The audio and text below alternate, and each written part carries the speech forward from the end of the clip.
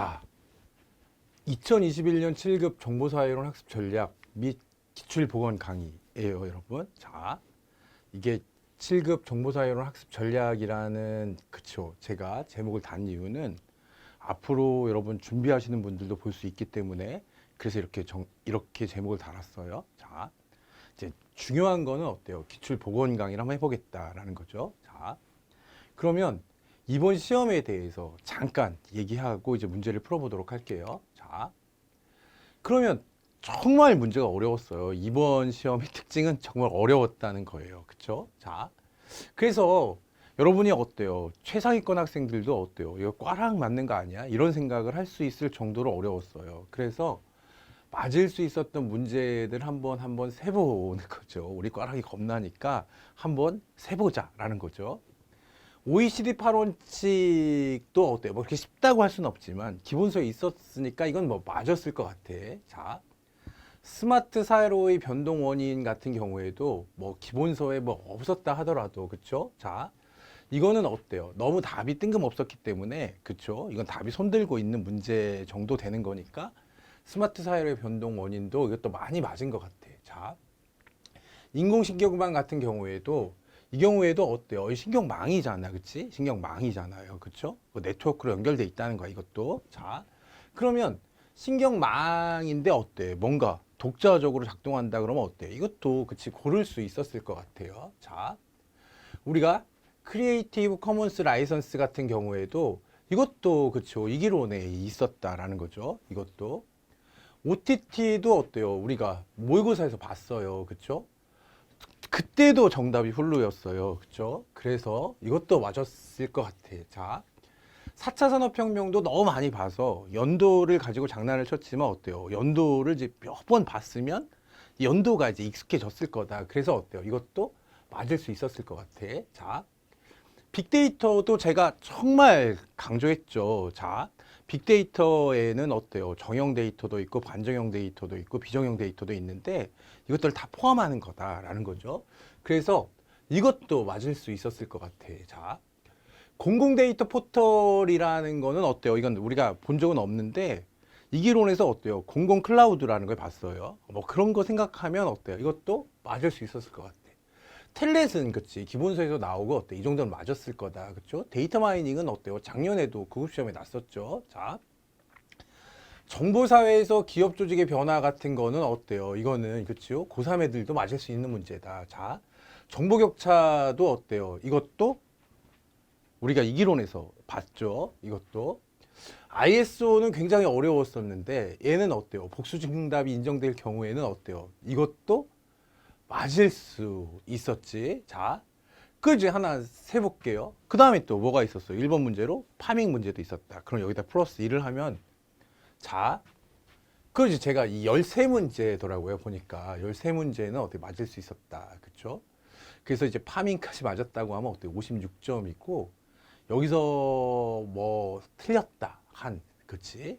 한 3개 정도 틀렸다. 그럼 40점이잖아요. 그래서 여러분이 어때요? 공부를 열심히 하신 분들은 꽈락은 면했을 것 같다라는 거죠. 자, 사실 이번 시험처럼 나면 여러분 이게 심리학이나 국정학이나 이런 거 잘 보고도 국어도 잘 보고도 어때요?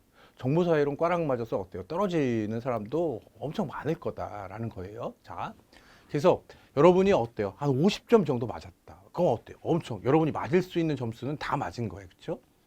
뭐 실수하고 그래서 어때요? 40점을 넘었다. 그럼 어때? 그러면 잘 본 거다라는 거죠. 그러니까 여러분이 어때요? 시험을 보고 나서 이게 자기가 예상한 것보다 점수가 너무 안 나와서 정말 슬퍼하고 있잖아요. 그럴 필요가 없다는 거야. 이거는 40점 이상만 맞아도 어때요? 여러분 선방한 거다, 선방. 자, 잘 본 사람도 없다. 그치? 이런 시험을 60점 맞기가 쉽겠어요. 그치?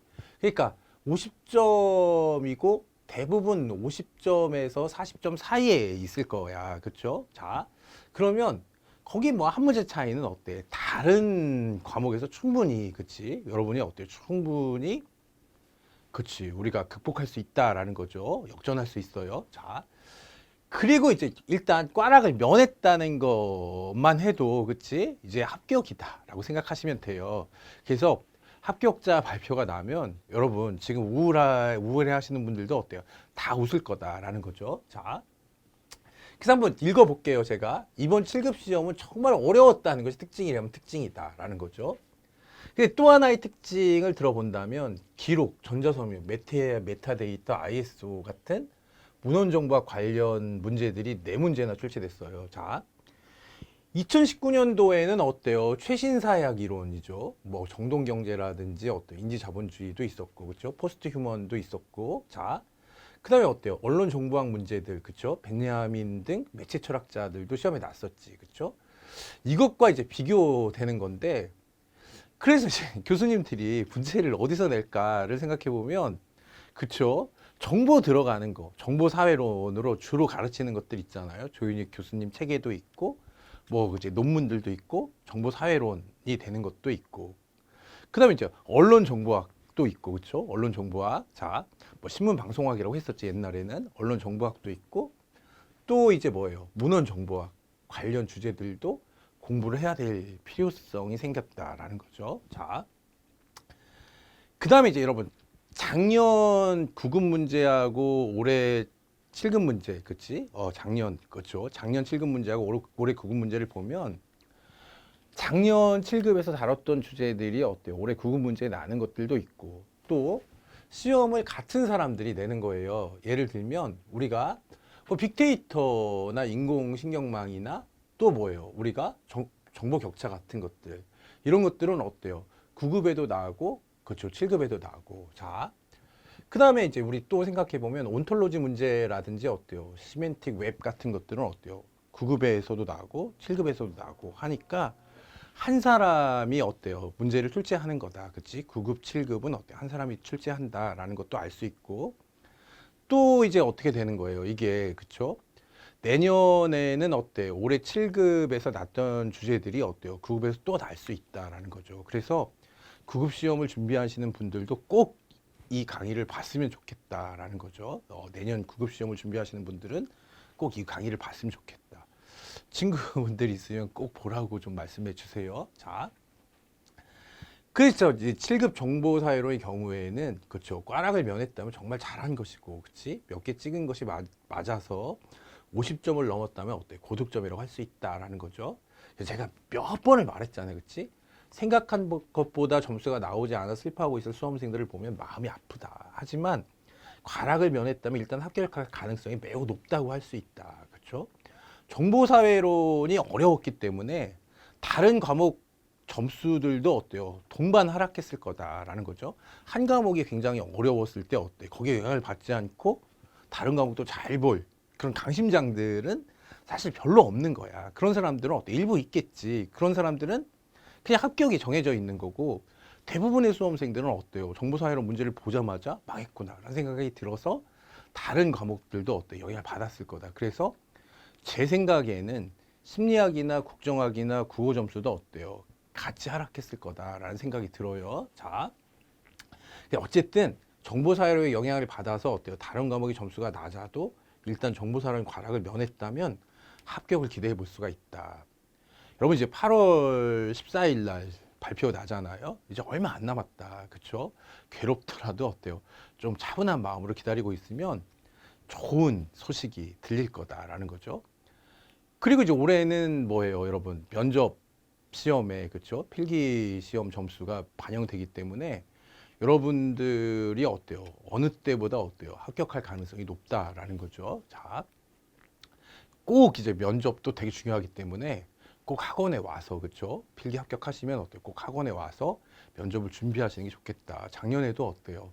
학원에 와서 면접을 준비하시는 분들이 굉장히 많이 붙었다라는 거죠. 자, 그러면 이제 문제를 보도록 할게요. 자, 사용자를 낚는 방법 중에 하나로 어때요? 사용자가 자신의 웹브라우저에 정확한 웹페이지 주소를 입력해도 가짜 웹페이지에 접속하게 해서 개인정보를 훔치는 것으로 옳은 것 하면 뭐예요? 이게 파밍이잖아, 파밍. 그쵸? 파밍이 답이다라는 거죠. 자, 해설을 한번 읽어볼게요, 여러분. 피싱이 사용자를 속여서 낚는 정도라면 파밍은 도메인 자체를 속임으로써 어때요?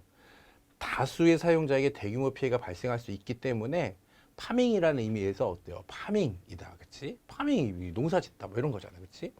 파밍이란 단어에는 어때요? 농장을 운영해서 농작물을 경작, 추수한다는 의미가 있다는 점에서 단순히 한두 사람을 대상으로 하는 피싱과는 달리 대규모 개인 정보의 추수가 발생할 수 있다는 점에서 파밍이 더 위험하다라고 돼 있는데, 조윤희 교수님 기본서에서는 어때요? 이것보다도 더 시험에 가깝게 써 있어요. 그래서 사실 한 문제가 굉장히 중요하죠. 한 문제가. 제가 복수정답 얘기도 하고 막 이런 이유는 한 문제가 굉장히 중요하기 때문에 어때요? 그래서 그치? 꽈락을 면하느냐 못 면하느냐 이 문제야. 그쵸? 그래서 기본서에서 나지 않는다고 하더라도 어때? 꼭 봐야 된다라는 거죠. 기본서에 나오는 것들은 어때? 꼭 맞아야 되고 이건 꼭 봐야 된다라는 거죠. 2번을 보세요. 이 문제가 이제 굉장히 어려웠어요. 자, 기록에 대한 설명으로 틀린 것이에요. 자, 조직이나 개인이 법적 의무를 수행하거나 업무를 처리하는 과정에서 어때? 증거와 정보로서 생산, 접수, 유지하는 정보다. 그쵸? 뭐 기록, 뭐 이런 걸 뭐 틀렸다고 말하기는 어렵잖아요. 그치? 자, 기록의 4대 속성으로는 어때? 진본성, 신뢰성, 무결성, 이용 가능성이 있다. 아, 뭐 있나 보다라고 생각하는 거죠. 기록의 무결성 보장 업무는 어때? 정보 기록자가 담당하는 것이 효과적이다라고 돼 있는데 굉장히 어려웠어요. 이게 잘못된 거야. 그렇죠? 자, 우리가 무결성이라는 것은 어때요? 위조, 변조되지 않았다. 뭐 그런 것도 있고 또 어때요? 중간에 바뀌지 않았다. 변경이 없다. 이게 무결성이거든요. 그럼 어때? 정보를 생산한 자가, 그렇지? 정보 기록자 또는 정보 생산자가 어때? 계속 정보를 보관할 수는 없는 거잖아. 그러니까 이거는 어때요? 기록의 무결성 보장 업무는 어때요? 정보 기록자가 담당하는 효과적이다. 그럼 틀린 거야, 얘는. 자, 이거는 진본성에 관한 설명이에요. 자, 진본성을 보장하기 위해서는 어때? 기록의 생산. 이게 중요한 거예요, 생산. 그치? 수령, 전달, 유지 또는 처분을 통제하는 정책 및 절차 등이 문서로 만들어져야 한다라는 거죠. 자, 이를 통해 기록의 생산자가 확인할 수 있고 어때? 인가를 받았는지 증명할 수 있게 하며 기록이 인가받지 않은 접근에 의해서 부가 삭제, 변경, 이용, 은폐되는 것을 막아줄 수 있다. 그렇죠? 반면에 있잖아요. 무결성이죠. 무결성. 무결성이 어때요? 이번 시험 문제가 어때요? 두 문제나 나왔어. 자, 기록의 완전함과 변경되지 않았음을 의미하는 거예요. 다시 꼭 기억해야 된다. 그렇죠? 자, 이런 것들은 어때요? 처음 나온 것이고, 그렇죠? 이제 앞으로도 계속 나올 가능성이 있기 때문에 꼭 보셔야 돼요. 자, 기록의 완전함과 변경되지 않았음을 의미하는 게 뭐예요? 이게 무결성이야. 그렇죠? 즉, 무결성은 기록이 인가받지 않은 변경으로부터 보호되었을 때 충족될 수 있다는 거예요. 자, 인가를 받은 어떠한 주석 추가 혹은 삭제도 명백하게 드러나야 하고 추적할 수 있어야 한다. 이를 위해서는 기록을 수정할 때에 어때? 취해야 하는 정책과 업무 절차를 규정할 필요가 있다. 자, 기록이 생산된 이후의 변경에 대한 정보를 포함하게 함으로써, 그치? 기록물의 어때? 무단 변경에 대한 추적이 가능하게 해야 한다라는 게 어때요? 이게 무결성이에요. 자, 그러니까 정보 기록자가 담당하는 거 효과적이다라고 하면 어때? 얘는 진본성이 되는 거죠. 자, 비현용 기록이라는 것은 뭐냐? 비현용 기록이라는 것은 현재 사용되지 않고 있는 기록이란 뜻이야. 이거는 현재 업무에는 어때? 더 이상 필요하지 않지만 2차적 활용을 위해 보존되는 기록으로 기록물의 어때? 행정적 가치, 증빙적 가치, 역사적 가치 등을 종합적으로 검토해서 폐기 또는 어때? 보존 여부를 결정한다라고 하면 그럴듯한다라는 거죠. 자, 그러니까 이런 문제가 났을 때 여러분 우리가 이런 거 어떻게 접근해야 될까요? 그러니까 무결성 같은 거는 어때? 막 여기서 그치? 2번 아니면 3번이 답이지 사실. 2번 아니면 3번인데 이런 요건 가지고 어때? 장난을 칠 수도 있고, 그쵸? 그다음에 어때? 여기에 나와 있는 뭐예요? 이게, 그치? 의미를 가지고 장난을 칠 수도 있잖아, 그치? 1번, 4번 같은 것보다는 2번, 3번 중에 하나를 찍는다. 그래서 만약에 감이 너무 좋은 사람들은 어때? 이 문제도 맞췄을지도 모른다. 근데 이거는 뭐 맞았을 거라고 생각하지 않는다라는 거죠. 자, 맞은 분들이 있으면 굉장히 운이 좋은 거다라는 거죠. 그럼 3번 보세요. 메타데이터다. 그치? 그러니까 우리가 문헌정보학에서 어때요? 벌써 2번, 3번을 두드려 맞으니까 어떻게 되는 거야, 이게. 그치? 정신이 없게 되잖아요. 자, 메타라는 말은 제가 굉장히 많이 설명했었지 사실. 메타피직스부터 생각해서 그쵸? 우리가 자 형이상학을 메타피직스라고 했잖아요. 그쵸? 과학에 대한 과학이다. 그치? 우리가 과학이라는 건 어때? 자연현상이나 사회문화현상을 그치 대상으로 하지만 우리가 메타피직스라는 건 어때? 과학 자체를 대상으로 한다고 했잖아요. 그 메타데이터라는 건 뭐가 되겠어요? 데이터에 대한 데이터가 되는 거지. 그쵸? 데이터를 위한 데이터 혹은 데이터를 설명하기 위한 데이터라고 할 수 있다라고 하면 이게 맞는 거야. 그치? 이거는 정보자료원에서 생산하고 관리되는 어때 기록 정보를 분류하는 데 필요한 요소들로 정의할 수 있다라는 거죠. 근데 여러분 정보자료원이 뭐냐라고 하는 건데 이게 정보를 어떻게 하는 거야? 이제 관리하고 어때 보관하고 그치 그런 게를 정보자료원이라 그래. 그치? 영상정보자료원 같은 게 있거든요. 그 우리나라에서 생산된 영상들을 어때 다 보관하는 것 이런 것들은 어때 정보자료원인데 정보자료원에서는 어때요? 이걸 관리해야 되니까 데이터들을 관리해야 되니까 메타데이터가 되게 중요한 거죠. 그렇죠? 그래서 정보자료원에서 생산하고 관리되는 기록 정보를 분류하는 데 필요한 요소들로 정의할 수 있다는 거예요. 자. 그다음에 이제 이게 그치 표준이라는 게 표준 ISO 그치 15489는 17개 메타데이터 요소로 이루어지는 단순 더블링코어 한정적 더블링코어로 구성되는데 기초적 관리들을 표준화하여 검색 처리하는 사용되었다. 그럴듯한 데 있잖아요. 이게 17개. 아, 그치. 이번 교수님은 좀, 그치? 숫자 가지고 장난을 많이 쳤어요. 자. 그래서 이게 15개의 메타데이터 요소로, 그치? 이루어지는 단순 더블링코어와 한정적 더블링코어로 구성된다라는 거죠. 자. 그래서 오래 이제 공부를 하게 되면, 그치요? 더블링코어라는 것도 알아야 되고, 메타데이터라는 것도 알아야 되고, 해야 된다라는 거죠. 자. 근데 MODS는 어때요? 디지털 객체의 서지 정보 표준 메타데이터로서 미국 의회 도서관에서 표준을 개발했다라는 거 이것도 맞는 건데 이 문제는 뭐 거의 맞은 사람이 없지 않을까 그렇죠? 자, 그래서 아는 건 일본 선지 하나뿐이었다라는 거죠.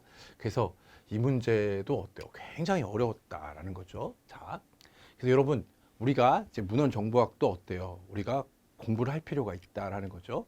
그 중에 이제 가장 중요한 게 뭐예요? 메타데이터고 더블링 코어 이런 것들은 공부할 필요가 있다라는 거죠. 자, 온톨로지에 대한 설명으로 틀린 거. 자, 우리가 온톨로지라는 말은 많이 봤어요. 사실 시멘틱 웹에서부터 많이 봤는데 이걸 어때? 이렇게 그치? 직접적으로 온톨로지 자체에 대해서 이제 물어볼 거라는 생각은 못한 거지. 그쵸? 자, 온톨로지가 뭐냐라고 하면 그치 단어와 단어 사이 상관관계를 보다 빠르고 편하게 검색할 수 있도록 돕는 연구 분야를 의미한다라는 거죠. 연구 분야. 자, 그래서 우리가 온톨로지 구성 요소는 어때? 클래스, 인스턴스, 관계, 속성으로 구분할 수 있는데 원래 사물의 존재 의미를 논의하는 어때? 철학적인 연구 영역을 뜻하는 말이다. 그렇죠? 존재 의미를 논의하는 어때? 철학적인 연구 영역을 뜻하는 말이었는데 그렇죠? 이게 이제 어때요? 시멘틱 웹에 와서 사용되게 된 거예요. 그치? 대표적인 온톨로지 언어로는 어때요? 이거 봐봐 여러분. 웹 온톨로지 랭귀지라고 되어 있어서 어때요? WOL 이잖아. 그치? 근데 어때? 대표적인 온톨로지 언어는 OWL. 그치? 이거는 진짜 맞은 사람이 없지 않을까. 그치? 이런 건 거의 맞았다고 생각할 거 아니야. 그럼 다른 것들을 찾아야 되는데 1번을 찾은 사람은 없을 테고, 그치? 온톨로지 구성 요소가 뭔가 이거 가지고 장난쳤구나 생각할 수 있었는데, 저걸 가지고 장난쳤다. 그쵸? 자. 그러니까 여러분, 이거는, 그치? 이런 것들은 어때요? 이런 것들은 틀렸다고 해서 어때요? 슬퍼할 필요가 없다라는 거죠.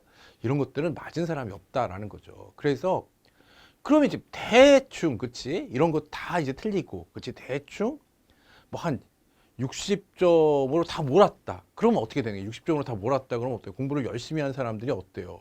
이게 이제 뭐가 없는 거야. 그렇지? 뭔가 공부를 열심히 했다고 해서 2점이 없는 거잖아. 그런데 다 이런 문제이기 때문에 공부를 열심히 한 사람은 어때? 한 문제만 더 맞아서 어때? 꽈락만 면하면 되는 거야. 그렇죠? 그래서 나름대로 어때요? 그치? 나름대로 교수님이 변별력을 주려고 노력한 거다라는 거죠. 자. 정보에 대한 설명으로 틀린 것이다. 그쵸? 정보에 대한 설명으로 틀린 것. 우리 정보라는 말도 많이 봤지. 그치? 앞에서. 그쵸? 데이터, 정보, 지식을 구별하는 문제는 많이 봤어도 정보에 대해서 어때요? 어원부터 이렇게 물어보는 문제는 또 처음 봤다라는 거죠. 자, 형태 또는 내용을 지니는 무엇인가의 제공이라는 의미를 지니는 어때? 라틴어. 그치? 자, 인포마티오에서 왔다. 그치? 유래하였다. 이거 어떻게 읽는지도 모르겠네. 자, 인폼은 어때요? 영향을 미치다라는 의미로도 사용되며 인폼의 명사형 전미사, 그치? 에이션을 붙인 인포메이션은 자, 형성 또는 교육 등 가치 지향적 속성을 지니고 있었다라는 거죠. 자, 그래서 그치, 뭐 이런 거를 뭐 틀렸다고 말하기는 어려울 거 아니야, 그치? 지시 가르침의 의미로 사용되다가 어때요? 16세기 후반에 이르러 사건 사실 뉴스의 통지 보고 전달 소식 등과 같은 1차적 용법이 출현했다라고 돼 있는데 여기가 어때요? 이게 16세기가 아니라 어떻게 14세기였었다. 그렇죠? 자, 어떤 분들은 그렇게 말씀하시는 분들도 있더라고요. 자, 이가 16세기처럼 그게 빨리 등장했을 것 같지는 않은데 한 18세기에 등장한 거 아니야? 그러고 뭐 찍은 분들도 있대요. 자, 그러니까 만약에 문제를 이제 간파했으면 있잖아요. 아, 이 사람이 어때? 숫자 가지고 장난치는 사람이구나 라고 생각했으면 그냥 다 이런 건 어때? 저런 숫자 가지고 그치? 찍었으면 어때? 오히려 잘 봤을 텐데 그런 여유가 없잖아, 수험생은. 그치? 그런 여유가 없다라는 거죠. 자, 컴퓨터 공학에서 특정 목적을 위하여 어때? 광 또는 전자적 방식으로 처리되며 어때? 부호, 문자, 음성, 음향 및 영상들을 표현하는 어때? 모든 종류의 자료 또는 지식을 말한다라고 돼 있는데 아, 그렇죠. 이것도 맞기가 진짜 어려웠다라는 거죠. 자, 사실 5번까지 보니까 뭐야? 맞을 수 있는 문제가 뭐밖에 없어. 파밍 하나밖에 없네. 그렇죠? 자, 근데 사실 그것도 어려웠어요. 근데 공부를 좀 열심히 하신 분들은 파밍 같은 문제에서는 어때요? 스미싱이나 피싱은 같은 말이잖아, 이게. 그치? 그러니까 어때요? 스미싱, 피싱 같은 말이니까 어때요? 이게, 그렇지. 우리가 파밍, 뭐 찍을 수 있었을지도 몰라. 자, 근데 어쨌든 5번까지는 어때요? 맞을 수 있는 문제가 없었구나라는 거죠. ISO에 대한 설명으로 틀린 것. 자, 이거는 제가 복수 정답이다라고 하면서 이의 제기하라고 여러분한테 어때요? 그렇죠? 카페에 공지사항으로 올려놓기도 했었어요. 자, 그래서 이제 ISA와 어때? UNSCC, 그치? 자의, 그치? 25개국 대표들이 미국 뉴욕에서 모임을 갖고 어때? 국제 표준화 기구를 창설했다라고 돼 있는데 얘는 이제 런던에서, 그치? 런던에서 모임을 가진 거야. 상품 및 서비스의 국제적 교환을 촉진하고 지적, 과학적, 기술적, 경제적 활동 분야에서 협력 증진을 위하여 세계의 표준화, 그치? 관련 활동의 발전을 촉진시킨다라는 거죠. 아까도 어때요? 메타데이터에서도 어때요? 더블링 코어를 보면서 거기도 ISO라는 게 나왔잖아. 그치? ISO라는 건 어때요? 국제 표준이다라는 거죠. 자, 그래서 그치? 이게 이제 그치? 촉진시키는 데 있다라는 거죠. 자, ISO 표준 제정 절차는 일반적으로 제안부터 그치? 발행까지 6단계 구성되며 그치? 기술 작업 집진서를 준수한다. 뭐 이거 뭐 그렇다라는 거죠. 그렇다. 기구의 가입은 한 나라당 하나의 기관에 하나 허용되고 여기는 맞는 거예요. 여기는 그렇죠? 3년마다 총회를 개최하는 것이 아니라 1년마다 총회를 개최해. 자, 선지가 어떻게 돼 있었는지는 모르겠어 사실 이거는. 자, 그런데 이제 여러분들한테 제가 물어봤거든요. 미국이라는 말하고 어때? 3년마다 총회를 개최한다는 말은 어때? 다른 선지에 있었대. 그럼 어때? 두 개가 틀린 거잖아, 그렇지? 그러니까 적어도 어때? 복수 정답이 될 수 있다라는 거죠. 이거 안 받아들여주면 어때? 이건 사실 소송하면 반드시 이긴다라는 거죠. 자, 그래서 왜 이렇게 문제를 냈냐라고 생각해 보면 이게 이제 뭐예요? 우리가 네이버에서 딱 치면 어때요? 처음 나오는 백과사전에 이렇게 돼 있어. 자, 3년마다 총회를 개최한다고 돼 있는데, 그치? 자, 우리가 이제 ISO에 가봐도 그렇고, 그쵸? 자, 우리가 여기서 우리가 한국표준협회에서 나온 자료들을 봐도 그렇고 1년마다 총회를 개최한다는 건 어때? 이게 명백한 사실이거든요. 그래서 어때? 이거 두 개가 다른 선지에 있었다면 이 미국 들어간 선지하고 어때? 3년 들어간 선지는 틀렸다는 거야. 이해하셨죠? 그래서 왜 이런 짓까지 하는 거냐 하면 꽈락을 맞지 말아야 되기 때문에 그런 거죠. 한 문제로 더 맞으면 어때? 꽈락을 면하는 사람들이 굉장히 많을 거다라는 거죠. 자, 7번. 이거는 맞을 수 있었죠. 그치? 7번. 그래서 개인정보 보호에 관한 OECD 8원칙에 해당하지 않는 것 하면, 그쵸? 자, 비밀 유지의 원칙 같은 건 없잖아. 그치? 자, 이용 제한의 원칙, 공개의 원칙, 수집 제한의 원칙은 어때요? 특히 이용 제한의 원칙이나 수집 제한의 원칙은 어때요? 이거는 정말 많이 봤었잖아요. 그쵸? 그래서 이거는 맞을 수 있었어요. 자, 이거는. 자, 이런 건 못 봤지. 그쵸?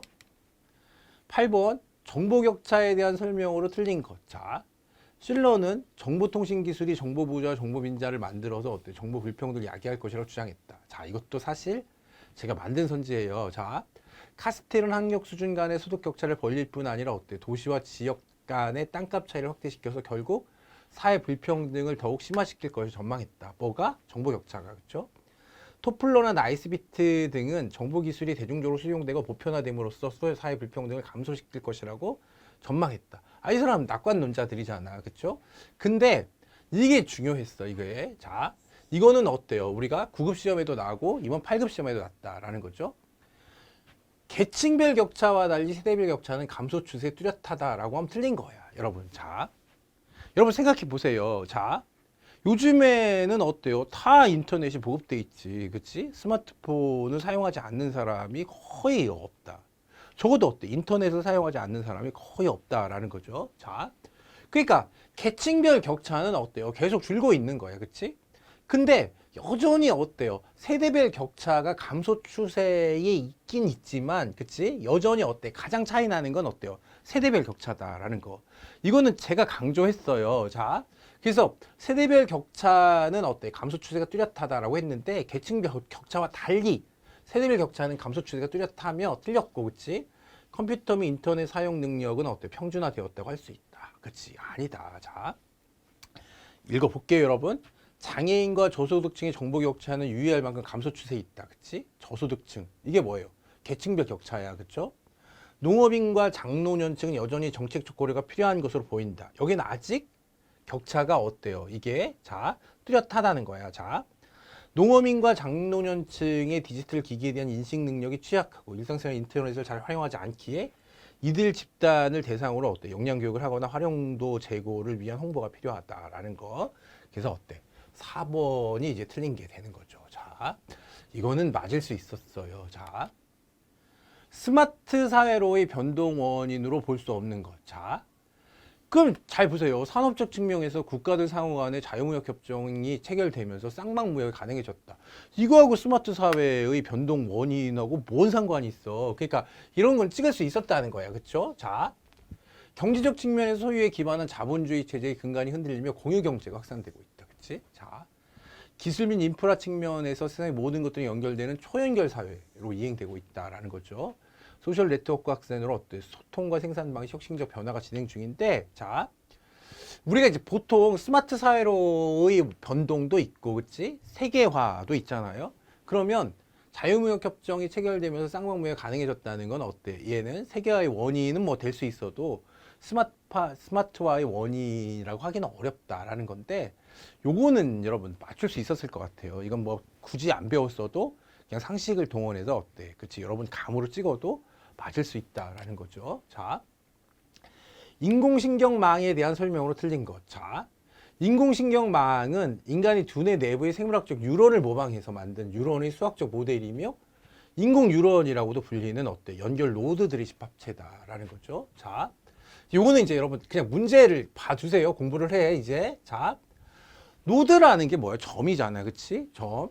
노드의 정의는 상황에 따라 크게 달라질 수 있는데 컴퓨터나 통신 네트워크에서 노드는 재분배 지점이나 통신 종말점을 의미한다라는 거죠. 자, 인공신경망은 일반적으로 입력층, 은닉층, 그리고 출력층 이렇게 세 가지 층으로 구분되어 있는데 각 층들의 노드들로 구성되어 있고 이 노드들이 독자적 처리 능력을 가지는 병렬 분산 처리 시스템. 이거 제가 좀 심혈을 기울여서 그치, 이것도 뭐야? 독자적 처리 능력.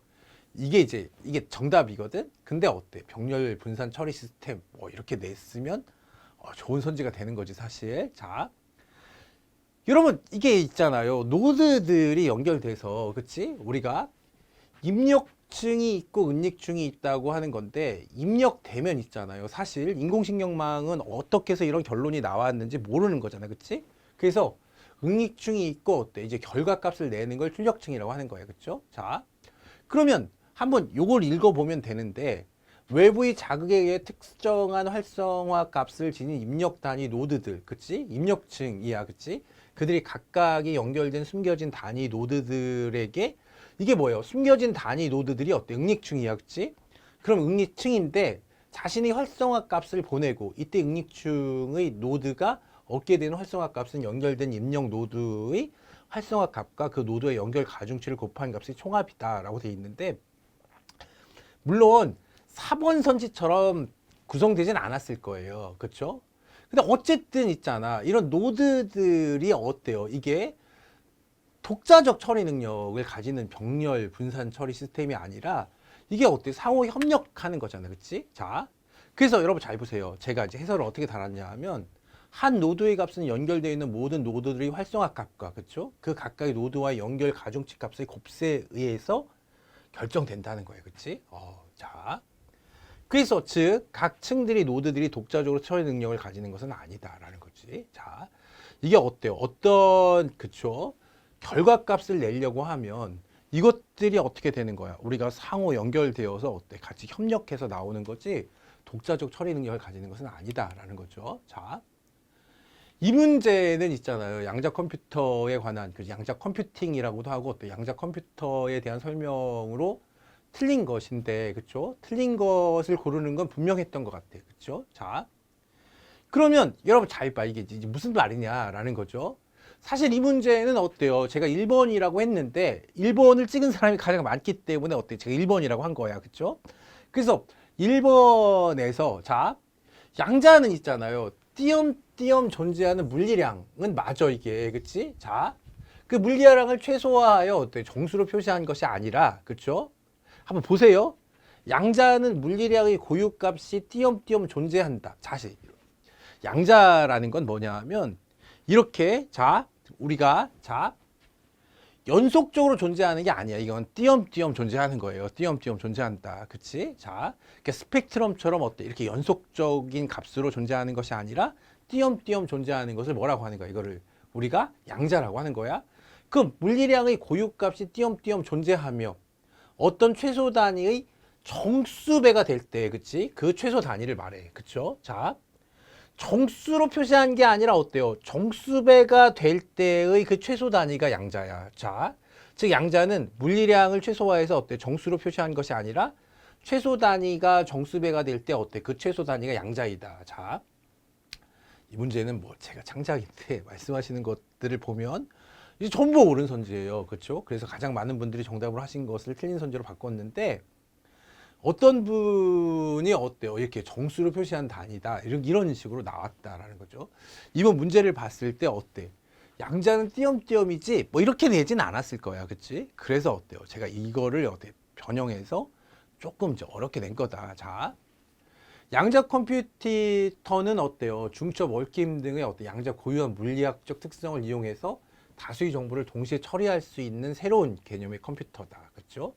그래서 중첩, 얽힘 이게 중요한 거예요. 그치? 이제 이런 거 알아두세요. 자, 동시 처리한다는 게 중요하죠. 동시 처리한다. 자, 양자 컴퓨터는 큐비트를 사용하네. 큐비트는 어때? 0과 2를 동시에 가질 수 있어. 그치? 그러니까 여러분 잘 봐. 0과 2를 동시에 가질 수 있기 때문에 어때? 0과 2를 동시에 가질 수 있는 경우의 수는 어때? 4가지잖아. 그치? 00, 01, 10, 11 상태로 표시할 수가 있다라는 거죠. 자, 이거를 뭐 틀렸다고 하기는 어렵지. 사실은 큐비트 같은 거는 어때요? 이게 봤어. 사실 이기론에 나왔었죠. 자, 양자 컴퓨터는 큐비트를 어때요? 정보 처리 기본 단위로 하는 양자 병렬 처리를 통해서 정보 처리 연산 속도가 어때? 지수함수적으로 증가한다라는 거죠. 그래서 소인수분해, 대량 데이터 탐색, 최적 경로 탐색 등 복잡한 계산과 빅데이터 처리에 강점이 있다라는 것도 뭐 맞겠지. 이것도 뭐 틀렸다고 말하기는 어렵잖아. 그러면 잘 보세요. 우리가 1번 네, 그치? 그래서 교수님이 있잖아요. 야, 양자가 띄엄띄엄 존재하는 거지. 근데 이제 교수님이 이제 여러분을 어떻게 생각하고 있었는지를 모르겠어, 사실. 그치? 여러분을 좀 높게 생각하고 있었으면 어때요? 양자는 띄엄띄엄만 보고, 그치? 이거 맞다고 판단하라고 하고 여기다가 이제 함정을 판 거야, 그치? 띄엄띄엄이 양자지. 그럼 이것만 알면, 이 띄엄띄엄이라는 게 양자라는 것만 알면 이게 맞았다고 판단할 것 같으니까 어때? 이걸 주고 여기다 함정을 판 거다라고 하면 어때? 여러분을 높게 평가한 거지. 근데 여러분을 만약에 낮게 평가했으면 어때? 양자가 띄엄띄엄 존재하는 어때? 물리량의 최소값이라는 것도 모른다라고 생각하고 문제를 낸 것 같지는 않다라는 거죠. 그래서 1번 이제 찍었으면 거의 맞을 가능성이 높다는 거야, 이거는. 사실 이것도 맞기는 어려웠었다. 그쵸? 자, 1번이 어때? 이게 틀렸다라는 건데, 이 문제는 어때요? 혹시 기억하시는 분들 있으면 어때요? 제 카페에 오셔서, 거기에 오셔서 어때요? 댓글로 남겨주세요. 그럼 다시 한번 복원을 해보도록 할게요. 자, 12번 보세요, 여러분. 자, 크리에이티브 커먼즈 라이선스다라는 거죠. 6가지 유형 중 다음 유형에 대한 설명으로 틀린 것. 이건 이제 이론에도 있었어요, 여러분. 자, 한번 이 그림을 제가 설명해 볼게. 라이선스 조건 4가지 중에 저작자 표시죠.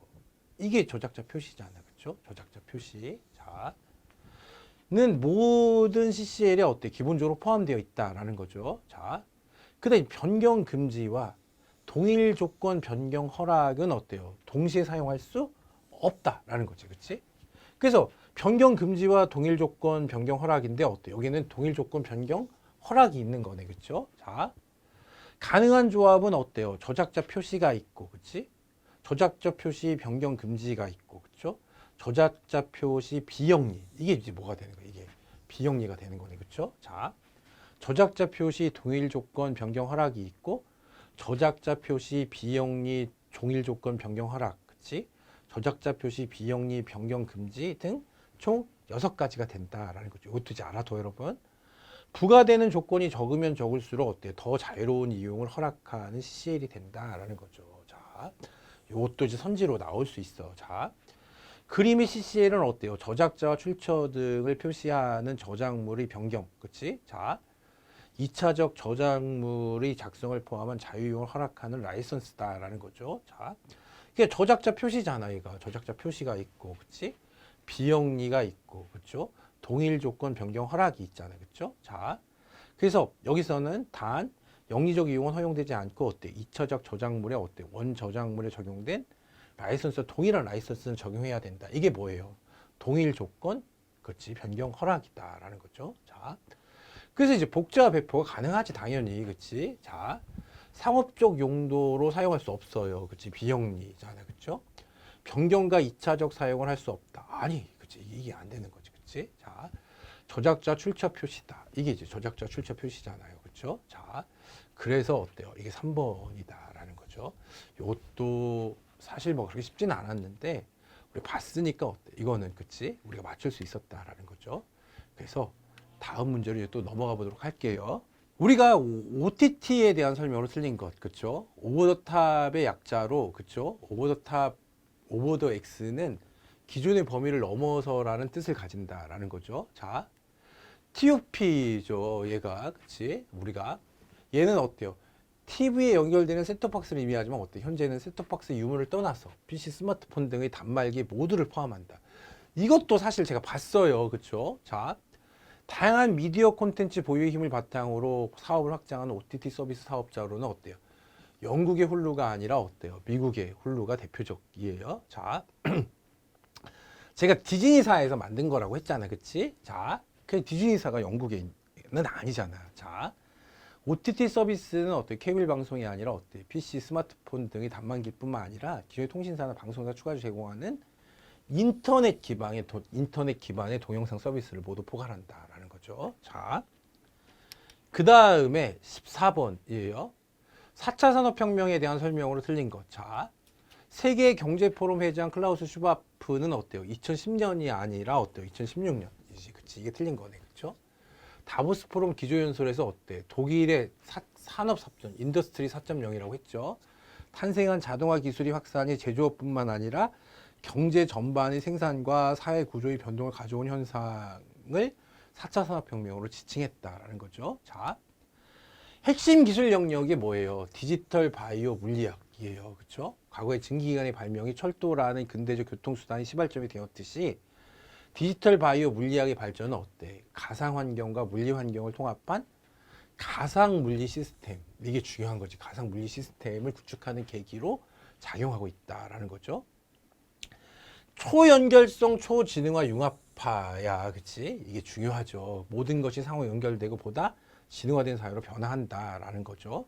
4차 산업혁명은 인류가 전혀 경험하지 못할 만큼 빠른 속도로 획기적인 기술의 진보와 전 산업 분야의 혁신적 개편을 불러일으킬 것이다. 그렇죠? 그래서 우리가 4차 산업혁명의 5대 주요 기술, 자, 산화물 인터넷, 로봇공학, 3D 프린팅, 빅데이터, 인공지능 등이 변화를 이끄는 5대 기술로 꼽힌다라는 거죠. 이것도 있잖아요, 여러분. 요거 이제 볼 수가 있었다, 그치? 2016년이고 얘는 그치? 2010년이라고 해 틀린 거다. 자, 이것도 사실 어려웠어요. 5G에 대한 설명으로 틀린 것, 그쵸? 5G는 국제표준화기구인 ITUR에서, 그치? 전기통신연합이잖아요, 저기, 그쵸? 자, IMTD 2020이다, 그치? 자, 뭐 그렇다, 그치? 우리가 이것도 뭐 그렇겠지. 자, 5G는 한 사람의 이용자의 최대, 이게 10GBps가 아니라 어때요? 20GBps래요. 자, 그래서 이게 틀렸대. 그치? 자, 최소 100메가, 그치? bps의 속도를 유지할 수 있다라는 거죠. 미국 인터통신업체 버라이즌이 어때요? 이게 우리나라하고 어때요? 버라이즌하고 어때요? 누가 더 빨리 하느냐 해가지고 어때요? 막 신경정도 벌이고 그랬잖아요. 그 세계 최초 5G 상용화에 성공했다. 그렇죠? 자, 5G 기술 핵심은 어때? 28GHz에 있지만, 그치? 현재는 어때? 6GHz 이하 주파수 대역대인 이것만 서비스되고 있다라는 건데, 자, 그쵸? 이게 잘못됐다라는 거죠. 2번. 자, 이것도 사실 뭐 어려웠어. 사실. 자, 알 권리에 대한 설명으로 틀린 것. 자, 이것도 이제 생각을 해보는 거예요. 자, 알 권리는 정보에 대한 접근, 수집, 처리하거나 어때요? 정보 공개를 청구할 수 있는 권리야, 그렇죠? 자, 근데 있잖아요. 이게 유네스코는 어때요? 모든 사람은 어때? 의사표현의 자유를 누릴 권리가 있고, 이 권리에는 어때? 간섭받지 않고 자기 의견을 지닐 수 있는 자유와 모든 매체를 통해서 국경과 상관없이 정보와 사상을 구하고 받아들이고 전파할 수 있는 자유가 포함된다고 정의하고 있다라고 돼 있는데, 이거는 유네스코가 정의하는 게 아니라 어때요? 세계인권선언 19조가 정의하고 있는 거야. 자, 사실 유네스코도 어때요? 정보의 자유를 얘기해. 근데 정보의 자유를 얘기할 때 어때요? 우리가 세계인권선언 19조의 이 규정을 그대로 가져온다라는 거죠. 자, 1945년에 어때? AP통신사의 쿠퍼죠. 국장이 처음 사용한 것으로 알려진 공중의 알 권리는 8년 후에 뭐 그렇다, 그치? 법률고문 크로스가, 그치? 그 저서에서 이제 이걸 승용했다라는 거죠. 자, 이게 이제 right to know다. 이게 뭐가 되는 거야? 이게 알 권리야, 그쵸? 이게. 근데 알 권리의 핵심은 어때? 정부가 보유하고 있는 정보에 대한 어때? 국민의 알 권리, 즉 국민이 정보에 대한 일반적 정보 공개를 구할 권리이고, 이는 헌법 제21조에 규정된 어때요? 표현의 자유의 한 내용으로 보장된다라고 돼 있는데, 자 보세요. 사실 이게 여러분 잘 봐. 이게 우리가 요 이제 해설을 한번 읽어볼게. 세계인권선언 19조는 알 권리를 어때요? 모든 사람은 의사표현의 자유를 누릴 권리가 있고, 아까 읽어봤죠, 그치? 이 권리에는 간섭받지 않고 자기 의견을 지닐 수 있는 자유와 모든 매체를 통해서 국경과 상관없이 정보와 사상을 구하고 받아들이고 전파할 수 있는 자유가 포함된다라고 규정하고 있어요. 자, 예전에 공무원 사회에 한번 이 알 권리에 대해서 시험에 났었는데, 그때는 어떻게 났었냐 하면, 우리 헌법이 어때요? 명문으로 알 권리를 규정하고 있다. 이렇게 났었어. 그쵸? 표현의 자유에 대한 명문의 규정은 있지만 알 권리에 대한 명문의 규정은 없어. 그래서 우리가 표현의 자유의 내용으로 보장되는 거예요. 알 권리는. 그쵸? 그래서 만약에 이 문제가 4번에서 헌법 21조에 의해 보장된다. 그럼 이제 맞는 선지야. 근데 헌법 21조에 규정하고 있다. 알 권리를 헌법 21조에 규정하고 있다. 그럼 어때? 이건 틀린 선지가 되는 거예요. 자, 당시 답은 알 권리를 헌법 명시적으로 규정하고 있는가를 묻는 것이었는데 독일 기본법과 달리 우리 헌법은 알 권리를 명시적으로 규정하고 있지는 않다라는 거죠. 다만 헌법재판소는 1989년 알 권리가 어때? 헌법 제21조 표현의 자유의 권리에 당연히 포함되는 것이라고 판시했다라는 거죠. 판시했다라는 거죠.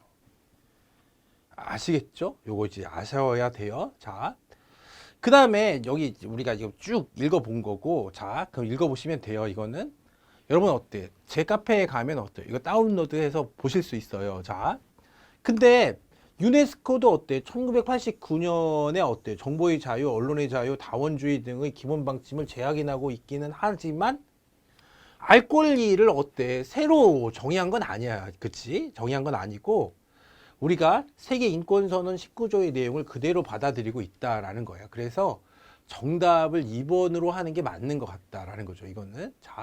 근데 만약에 4번에 어때요? 명문으로 알 권리를 규정하고 있다. 그러면 어때? 그건 이제 틀린 게 되는 거죠. 그래서 이 문제도 제 설명을 들었으니까 그 이제 기억나시는 분들이 있을 거 아니에요? 기억나시는 분들이 있으면 꼭 알려주세요. 그 다음에 17번이다. 그쵸?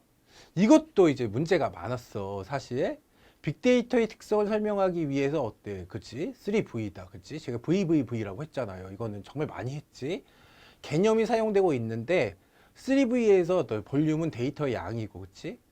버라이어티는 어때요? 이게 형식의 다양성이고, 형태의 다양성, 형식의 다양성, 그쵸?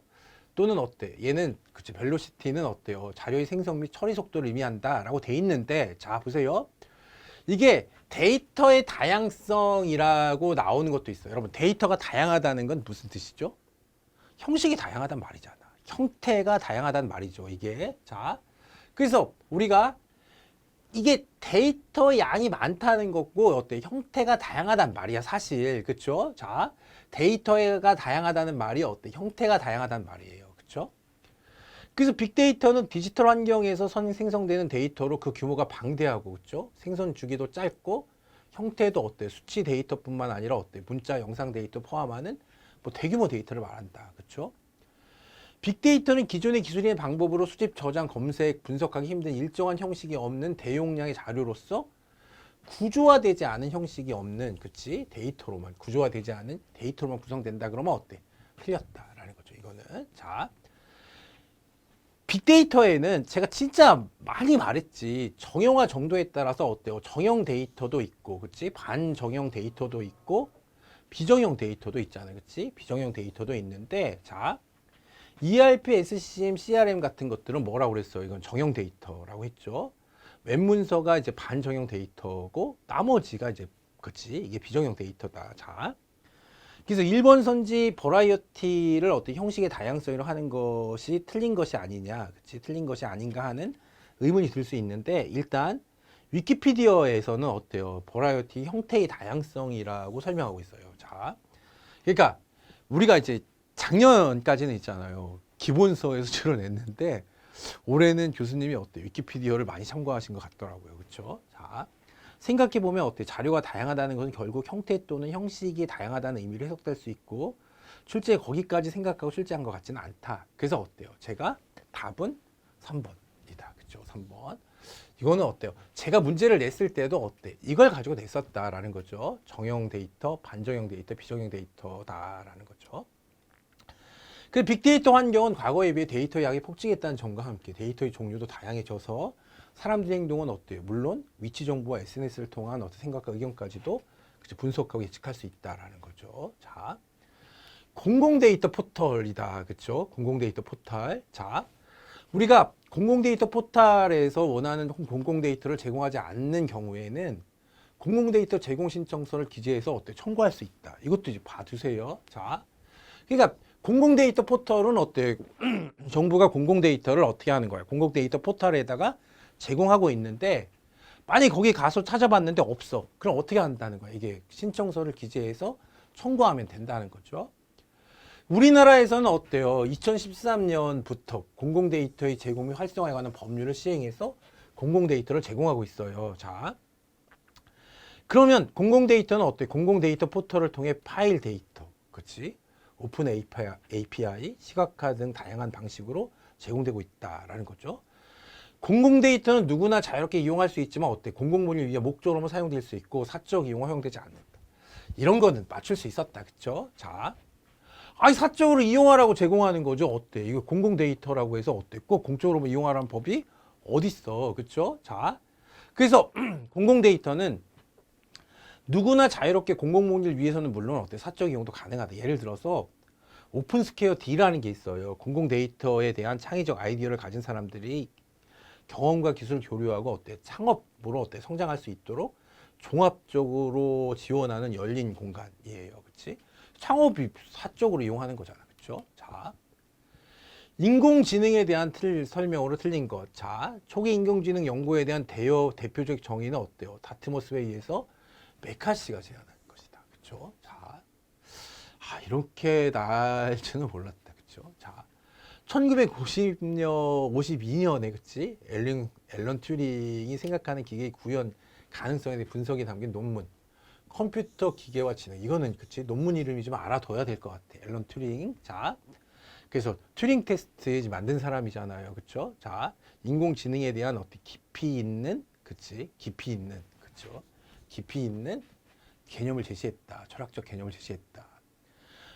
머신러닝은 빅데이터를 통한 학습 방법으로 알고리즘을 이용해서 어떤 데이터를 분석을 통해서 학습하며, 학습이 중요한 거지. 머신러닝. 자, 학습한 내용을 기반으로 판단이 예측할 수 있는 거고, 딥러닝은 어때? 머신러닝 한 종류예요. 그렇죠? 머신러닝 한 종류로 인공신경망에서 발전한 형태야. 이거는 인공지능 분류에 사용할 데이터를 스스로 학습할 수 있다는 점에서 학습 데이터를 어때요? 그치? 제공해야 하는 머신러닝과는 구별된다. 다시.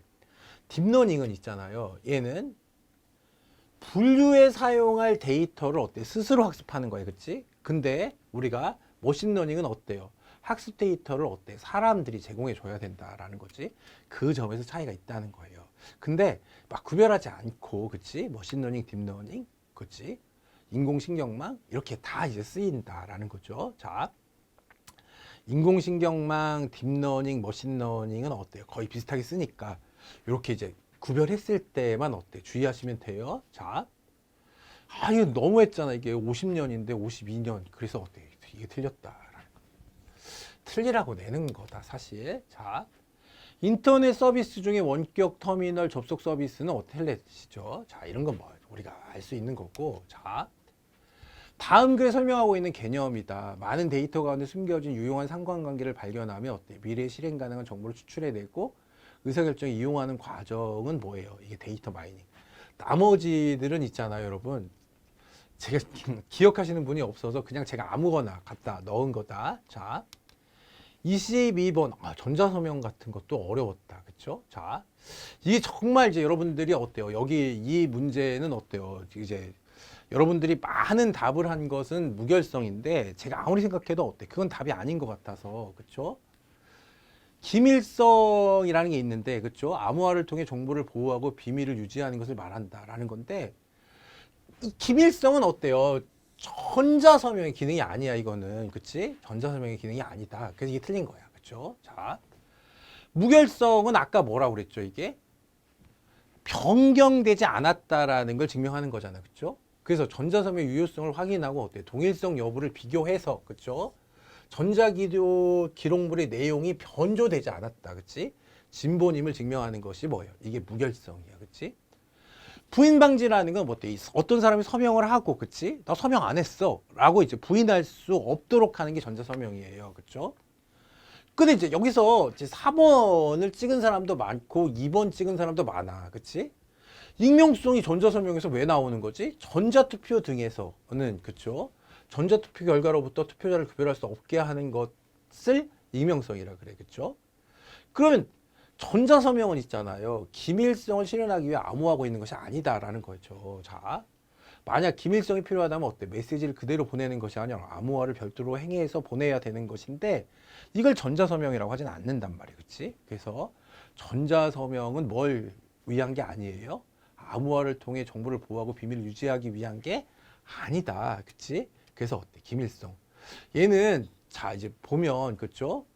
정보 처리 기사 문제 어때? 기밀성 X라고 해서 시험에 난 거를 그치 여기 낸 거 같아. 그쵸? 요거는 그래서 어때? 기밀성이 답이다 이거는. 자 정보 사회에서 기업 조직의 변화로 볼 수 없는 것. 아 이거는 그쵸. 그치? 중간관리 역할이 증대된다. 그치?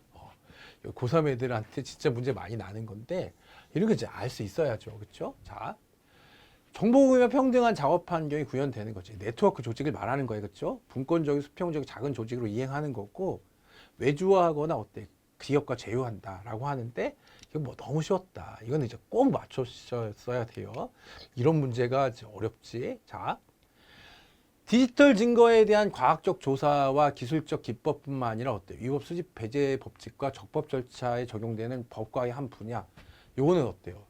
그치. 기본서에 그대로 있는 말이에요. 그쵸? 자, 디지털 증거네. 그치? 디지털 증거의 분석 도구 신뢰성 확보를 위해서 신뢰성이 검증된 분석 장비 소프트웨어를 사용하고 어때? 공개 알고리즘을 사용해서 확보해. 뭐 당연한 거잖아, 이거는.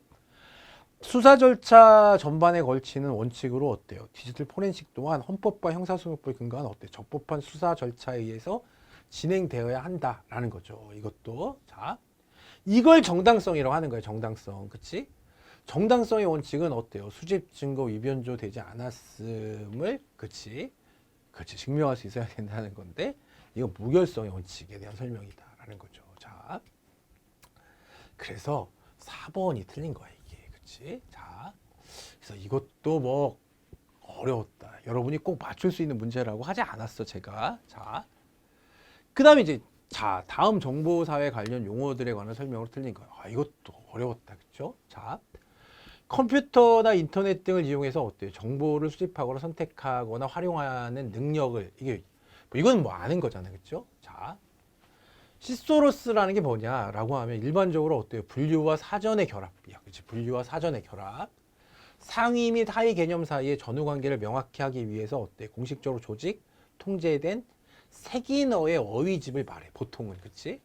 근데 이제 컴퓨터 등의 정보 검색에서 적확한이에요. 적확한. 자, 적확한 정보를 가려내기 위해서 사용되는 어때? 검색어의 어휘집. 그러니까 어휘집이 뭐다? 시소로스다라는 거죠. 자, 유니코드는 어때요? 전 세계 모든 문자를 컴퓨터에서 일관되게 표현하고 다룰 수 있도록 설계된 산업 표준으로 얘는 있잖아요.